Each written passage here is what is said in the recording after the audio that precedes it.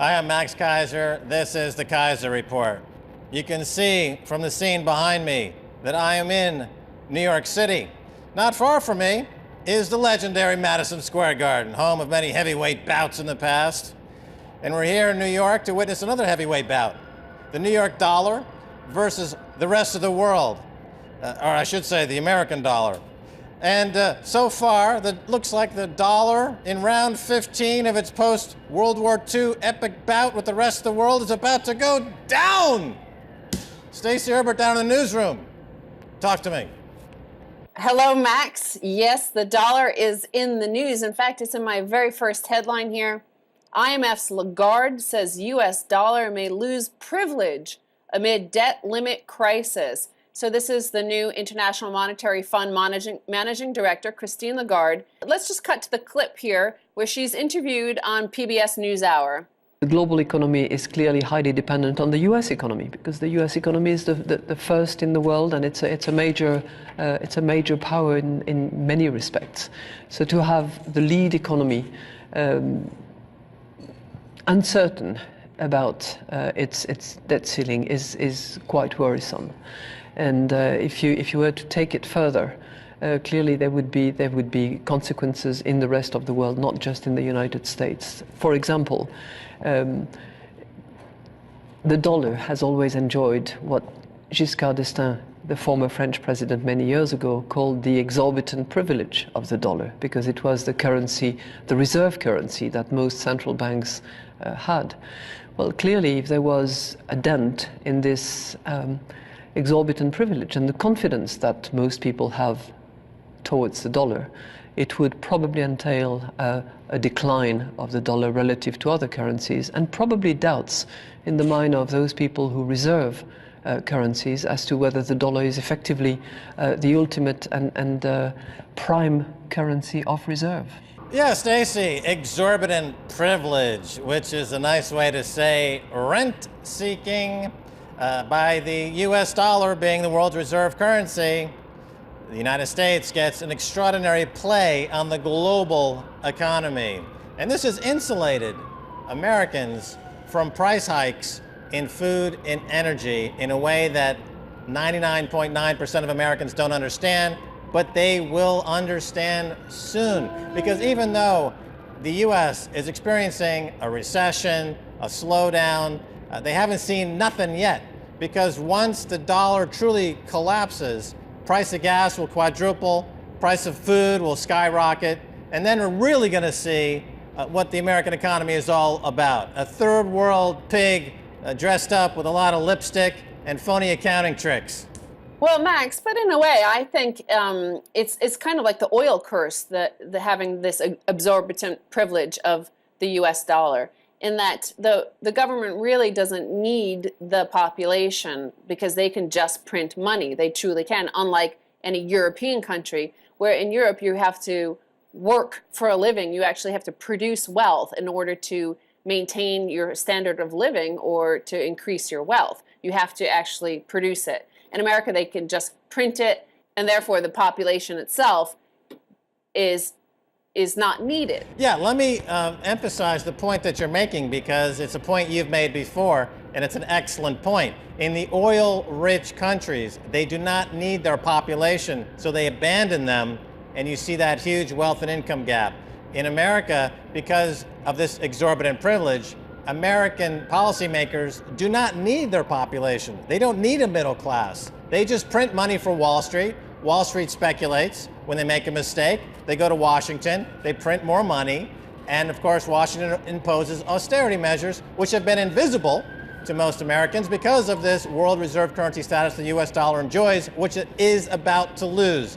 The rating on U.S. Treasury bonds is on the way down, from AAA down to BBB, down to wherever Greece's debt rating is at the current moment. And this whole bond Ponzi scheme that's been enforced for decades is crumbling. And Christine Lagarde is absolutely correct. Of course, she took over from Dominic Strauss-Kahn, who's got some troubles here in New York City. Maybe we'll get an interview with him later. But let's go back to this exorbitant privilege, because this is what Valerie Destaing said, as she referred to. But this was under the Charles de Gaulle administration, recall. And this is the first time that America really went bankrupt big time on the global stage, because in 1969, Charles de Gaulle asked for the $300 million worth of gold that the U.S. technically owed France due to the trade deficit. And France sent a naval ship over here to New York to collect their gold. And America had to give it to France, had to give the $300 million worth of gold. Shortly thereafter, Britain asked for their gold as well, which was similarly about $300 million. America went bankrupt, basically. They said, no, we closed the gold window. We're not going to pay you what we owe you. So this whole debt ceiling debacle has already happened before spectacularly America did go bust. But Charles de Gaulle had warned that, you know, it was the post-Bretton Woods, the Bretton Woods era, when they established the U.S. dollar as a reserve currency. He complained that it would be an exorbitant privilege and that America would run deficits to the eye could see because they wouldn't really have to pay for anything. That's right. And why was Nixon forced to close the gold window at that time, 1971, to pay for the Vietnam War? And why is America bankrupt today? To pay for wars of convenience, war profiteering in Iraq and Afghanistan, and the whole fake wars that the U.S. is engaged with using real American dollars. It's interesting because the New York Fed, which is, of course, where France's gold was kept, is also where a lot of European gold is kept, including Germany. 60% of Germany's gold is held in the New York Fed in New York. Do you think Germany will send a warship down to New York Harbor and demand its gold back, Stacy? Max, Germany has zero chance of getting back their gold. As Jim Rickards says, I think it's, you could safely include it in the U.S. reserves, whatever those might be. Yeah, well, another country that is experiencing the heebie-jeebies, a little bit nervousness here, is China. Tell us what's on China's mind. Roach says Chinese officials appalled by impasse on raising debt ceiling. So this is something that you and I have talked about, is the banana republicanization of America. That's the thing that is concerning China. It's not that the debt ceiling was always going to be raised. That's never really going to be an issue, because at the end of the day, it has to be raised because it's just paying for what Congress has already ordered. This is spending that Congress has already spent. They're the ones that ordered the administration to spend this money, and that was the debt ceiling. But they're concerned about, according to Stephen Roach, who's the non-executive chairman of Morgan Stanley Asia, he cited an unnamed Chinese policymaker as saying in mid-July that we understand politics, but your government's continued recklessness is astonishing. Well, yeah, absolutely. What we have in the Washington, D.C. is a repudiation of the 2008 election. There are a lot of folks in Washington that would like to annul Barack Obama's election as president, and they're doing so by forcing this debt ceiling issue as a referendum on his presidency. This is an impeachment, a virtual impeachment, and they're going to basically put a gun to the economy's head the same way that Hank Paulson put a gun to Congress's head back in 2008 and extracted and extorted $750 billion for his banking buddies. Now Boehner and his group of politicians, his friends in Washington, are putting a gun to Obama's head and say, either you abandon your presidency, you give us all the power, or we're taking this economy down. It's what we've been calling on this show financial terrorism. It's the most pernicious and ugliest form of terrorism in the world. It makes Al-Qaeda look like Mother Teresa in terms of scope, damage, and the destruction to human life. And Boehner is kind of like a terrorist with a suntan. He's the suntan terrorist, financial terrorist from Washington. But it's also part of the banana republicanization, and we've talked about this a number of times, is this often happens like in the Egyptian economy. How Egypt fell apart, how Mubarak left office, is because there were turf wars between the various monopolies over the sectors of the economy. So when you have these very powerful oligarchies, this is always what happens in the end of a banana republican economy, is, you know, their powerful interests for each party. They take the red team or blue team. Yes, it's a winner-take-all mentality fed by the corrupt ideology of that communist strumpet Ayn Rand, who's enjoying some popularity again in America, and her philosophy of take everything, kill everybody, and don't have a conscience about it. Let's move on to the next headline, Max. While the Boehner and Obama are fiddling while Rome burns, literally, let's look at how Rome is burning. Recession took bigger bite than estimated. So the 2007 to 2009 recession gouged the world's largest economy more deeply than previously estimated. Gross domestic product shrank 5.1% from the fourth quarter of 2007 to the second quarter of 2009, compared with the previously reported 4.1% drop. Now, this is from the Commerce Department, but the most important thing that they say here is that companies fared better and workers worse over the past 3 years than previously thought.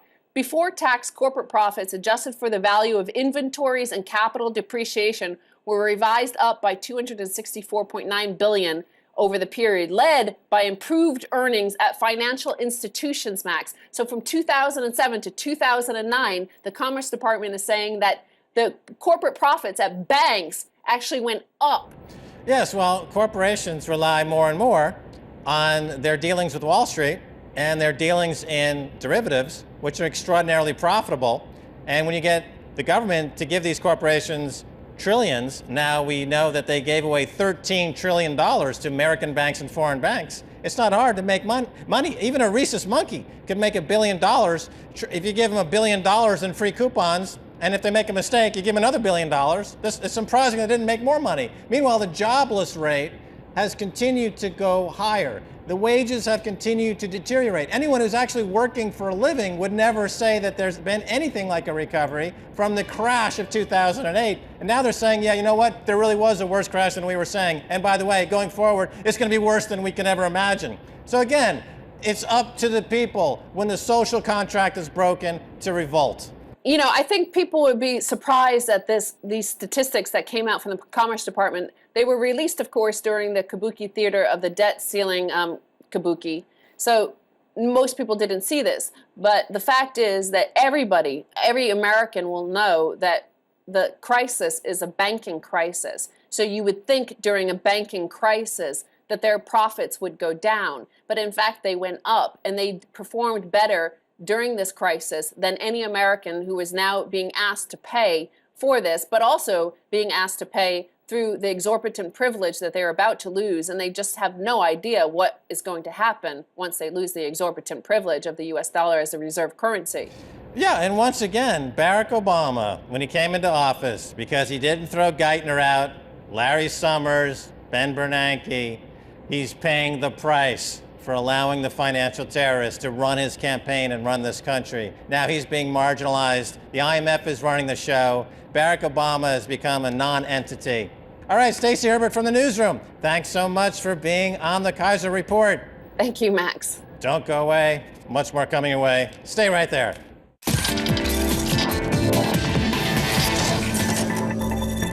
Welcome back to the Keiser Report. I'm Max Keiser. Here I am on the glorious west side of Manhattan, here to witness firsthand the collapse of the American dollar, the American empire, the American belief system, the American dream. It's all crashing in real time, right here on the west side of Manhattan. Let's go down to the newsroom and check in once again with Stacy Herbert. Hello, Stacy. Hey, Max. Actually, you were due to speak to a guest in Shanghai, and you were going to talk about the redback, but perhaps China is not ready to take over the world because apparently their internet system actually isn't up to steam. Well, that's an interesting point about Stacy, about China's rise to power, is that they have done so on the back of illusory projects known as ghost cities. So the government has engaged in shovel-ready projects, as Barack Obama might call them, building skyscrapers in villages and towns and cities that nobody lives in these cities. But it looks like they're generating GDP growth. Meanwhile, they're beholden to America through the relationship with the US dollar, and now the US dollar is crashing. This is setting the stage for a global conflict. I heard somebody make the following comment, and I'm interested to hear your thoughts about it. They said that the posturing going on in Washington reminds them of what happened before World War I. Countries were intransient, they're taking their positions, they're digging their heels in, and then suddenly it popped off. It seems to me that this is what's happening right now, Stacy. Countries and politicians are taking these positions where they're not willing to back down, seeing how this thing is going to blow up first. And this is leading to potentially a global conflict in the financial war that would be really a defining moment for the 21st century. Well, at the time of the pre-World War I, of course, that was the beginning of the collapse. That was in the process of the UK collapsing and losing their empire. So yeah, similarly, we're there, and it's the collapse of the U.S. empire, and America lacks the imagination to stop it from happening. So this is all the kabuki theater you're seeing going on is one thing, but on the other side of the aisle and the equation is whether or not China actually wants to step up and be a superpower. Now, this is one of the things we were going to talk to our guest Daniel Collins about. He's written an article about the redback and how China is actually more and more trade is happening in China, in Asia, in yuan. So there are all sorts of currency swaps happening. So China is actually expanding the pool of central bank reserves of the yuan. That's right. So the Chinese are doing bilateral currency swaps with Russia, Iran, other countries. So they've been moving out of the US dollar as world reserve currency status for a while. It's like the old joke about the husband knowing, the last one to know that his wife's been cheating on him. The American people are the last ones in the world to know that the rest of the world has been cheating on the US dollar. They've abandoned the US dollar years ago. It only now is it becoming an issue in the US, but it's been an issue around the world ever since China became part of the World Trade Organization, and you had this massive transfer of labor from the US to China, taking advantage of the so-called wage arbitrage, thanks to Bill Clinton, which gutted manufacturing in America. And when they talk about this debt ceiling and the need to stimulate and the need to print more money as reviving the US economy, that would imply that there's some manufacturing base that is there to be revived. But there is no manufacturing base. There's only weapons of mass financial destruction created by banks on Wall Street, and they keep going no matter what the economic conditions are, because it's an economy bound not by the discipline of gold or the rule of law, but by the willy-nilly needs of a bunch of corrupt hedge fund managers who live not far from here in the Hamptons, out on Long Island. They're sitting by their oceanfront property, concocting new ways to destroy countries, whether it's Greece or Dublin or America itself. It's the noose that was used to hang these other countries is now being used to hang the American economy, and the American people are the last to know. The joke is on them. Speaking of this relationship with China, many of our goods in America are made over there, and therefore the actual American workers don't make much money because they have no jobs. And I wanted to point out an interesting headline in the last few days here in America. Apple now holds more cash than U.S. government. So Apple is now more cash rich than the United States government, figures from the U.S. Treasury Department show. The figures released by the U.S. Treasury Department show the country of the United States currently has a total operating cash balance of $73.7 billion.